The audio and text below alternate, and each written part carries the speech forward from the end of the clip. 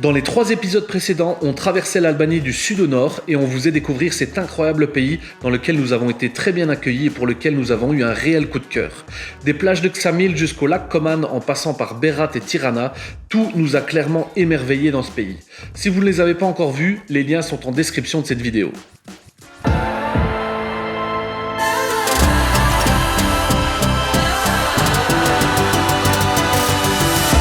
Nous, c'est Vincent et Virginie. Il y a quelques mois, on a décidé de tout quitter et de vivre notre rêve. Avec nos 3 enfants, Victor, Édouard et Célestine, nous avons pris la route à bord de notre camping-car pour découvrir toutes les splendeurs de notre cher continent européen. Découvrez nos aventures, celles d'une famille nomade inexpérimentée.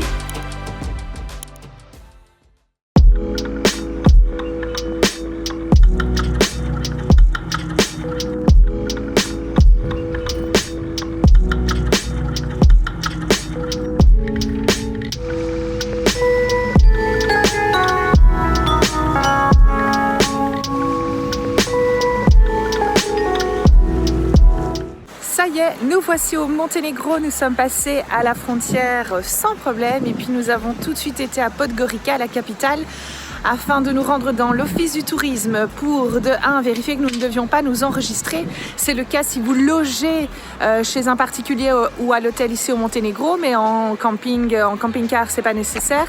Et puis on avait envie d'avoir quelques informations, des cartes pour pouvoir se diriger plus facilement dans le sud et dans le nord du pays.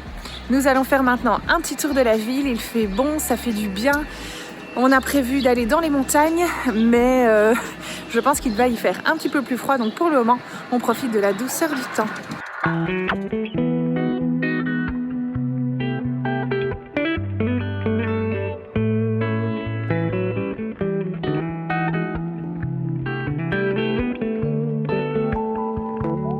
On part à la découverte de cette capitale qui ne ressemble à aucune autre. Ici, pas de building ni de grands boulevards. Rien à voir avec les grandes villes que nous avons déjà visitées, comme Porto, Séville ou Rome.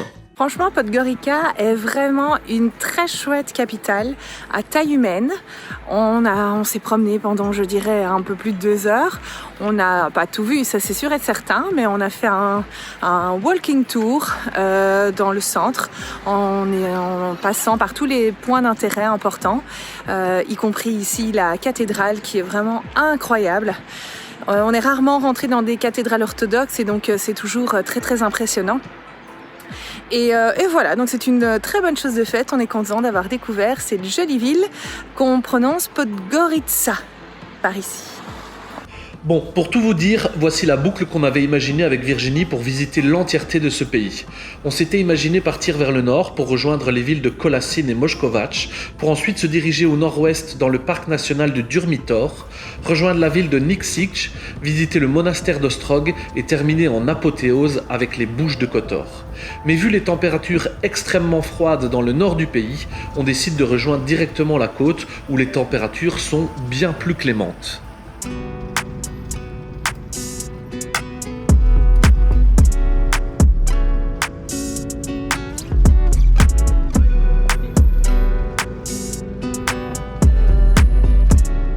On rejoint donc la côte dans la toute petite station balnéaire de Sutomor et on se dit qu'on a bien fait car il peut parfois y avoir une vingtaine de degrés de différence entre la côte et le nord du pays qui est bien plus montagneux. On découvre ici beaucoup plus d'infrastructures et une industrie du tourisme bien plus développée qu'en Albanie. Il faut dire aussi qu'on retrouve quelques repères puisque le Monténégro, n'étant pas dans l'Union européenne, utilise l'euro comme monnaie depuis 2006. On se gare avec Benjamin en bord de plage sans trop de difficultés. Regardez, on est tout juste là. On se dit qu'on a fait plutôt un bon choix, tellement le paysage est joli.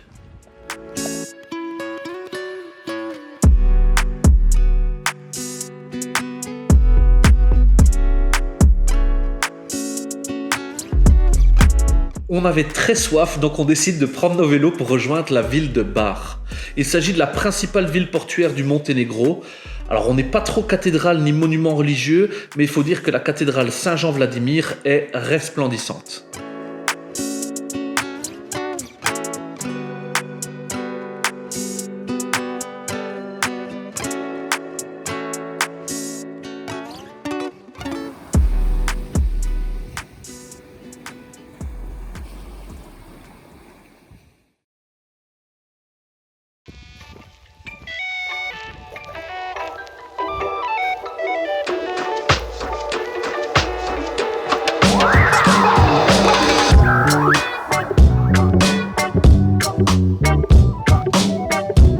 C'est en compagnie de Nadège et Jean-Baptiste que nous avions déjà rencontrés en Albanie que nous nous poserons dans un spot mémorable au sud de Petrovac.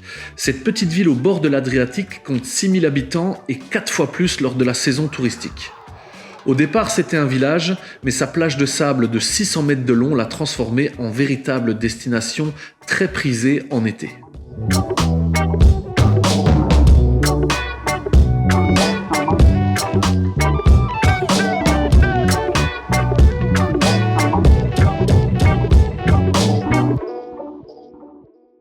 Après avoir regardé sur Google Maps, on se rend compte qu'il y a un petit sentier qui longe la côte vers le nord. On décide donc d'aller voir. On était parti juste pour faire un petit tour d'une demi-heure et finalement on y passera toute l'après-midi. Bon, si un jour vous venez à Petrovac, il y a un tout petit chemin à droite du port. Vraiment, faut le voir, il n'y a aucune indication. C'est un chouette petit chemin qui longe la côte et à un moment, je vous mettrai la coordonnée GPS. Il y a moyen de descendre et là, vous avez un escalier, mais vertigineux. Regardez ça.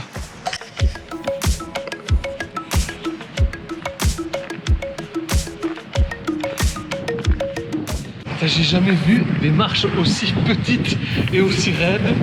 Et en fait, vous arrivez ici sur un chouette petit bout de rocher. Attendez, je vais vous montrer. Escalader un tout petit peu. Et vous arrivez au bord de la mer. Et voilà, regardez ça.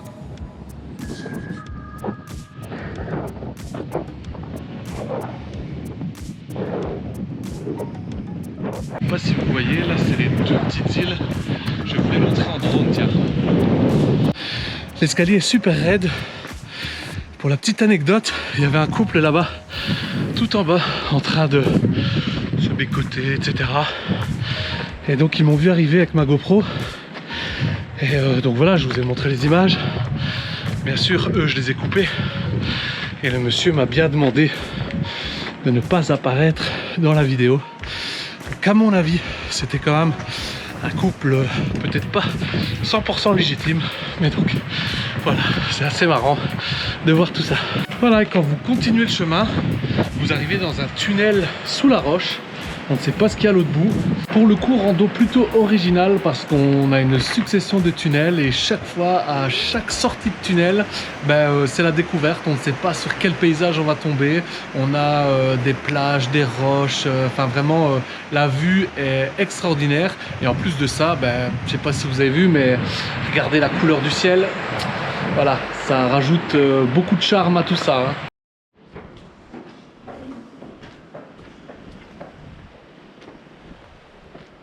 On va arriver au petit problème du Monténégro et de sa côte, c'est que voilà, ça commence et je pense que ça ne s'arrêtera pas. Regardez, et voilà, on retrouve des hôtels qui viennent gâcher, je trouve, en tout cas personnellement, viennent gâcher la côte, c'est assez incroyable. Bon, et en plus de ça, la plupart des hôtels sont à l'abandon, sont pas finis. Ça gâche le paysage et j'espère qu'ils vont un peu freiner la course à l'immobilier sur la côte parce que sinon ça va devenir comme dans beaucoup d'autres pays et ça enlève tout le charme, je trouve, de la côte. Quand c'est surbétonné, surpeuplé, etc., je préfère bien plus des petits villages raisonnables, on va dire, mais ici je ne vois absolument pas pourquoi ce genre d'hôtel avec, je ne sais pas quoi, 300-400 chambres vient faire ici. Et je ne vois pas quel plaisir les gens trouvent à venir dans ce genre d'hôtel.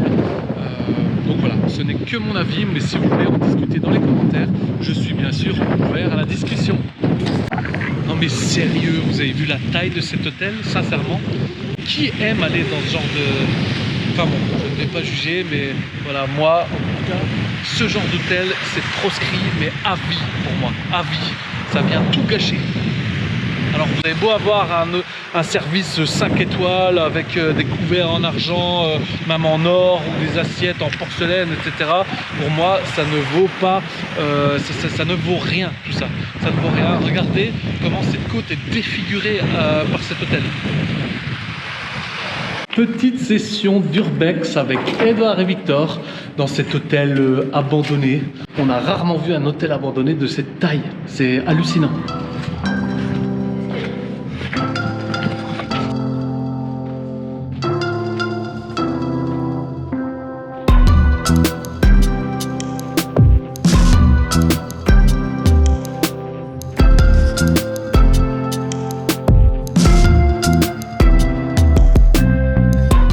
En fait, après cette excursion, on a fait quelques recherches sur internet et il s'agit de l'hôtel AS. On pourrait faire la comparaison avec le Titanic qui serait venu s'échouer au pied de la montagne dans ce petit village.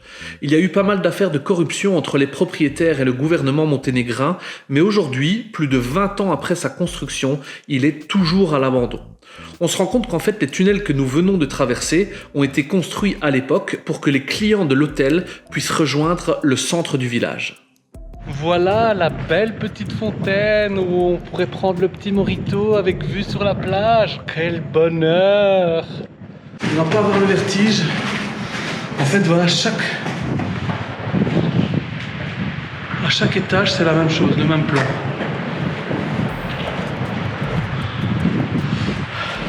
« 17 étages, 400 chambres, 3 discothèques, des bars et des suites de luxe.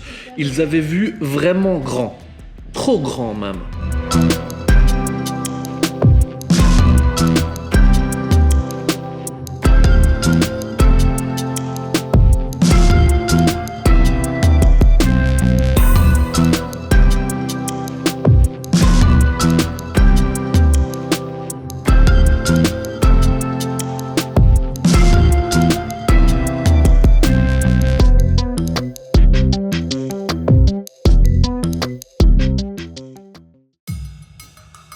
Après tout ça, on est retourné dans nos 9 mètres carrés, à 5, bien au chaud, en bord de plage. On a passé une super soirée à refaire le monde en compagnie de Nadège et Jean-Baptiste. Un gros dilemme se présente à nous. Devons-nous continuer notre itinéraire en longeant la côte ou devons-nous rentrer dans les terres, aller explorer le nord du pays et ses reliefs bien plus montagneux, bien que les températures y sont extrêmement basses en cette saison?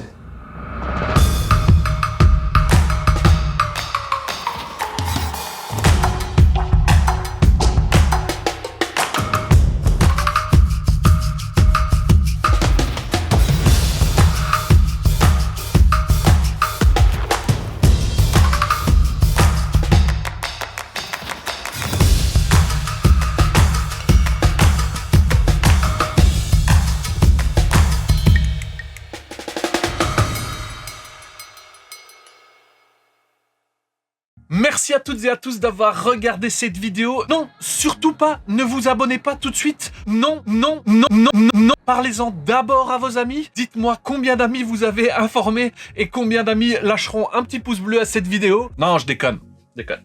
Dans la prochaine vidéo, vous saurez si on reste au chaud ou si on monte dans les montagnes du Monténégro. En tout cas, d'ici là, portez-vous bien. Je vous embrasse, je vous kiffe, je vous fais une batch. Super.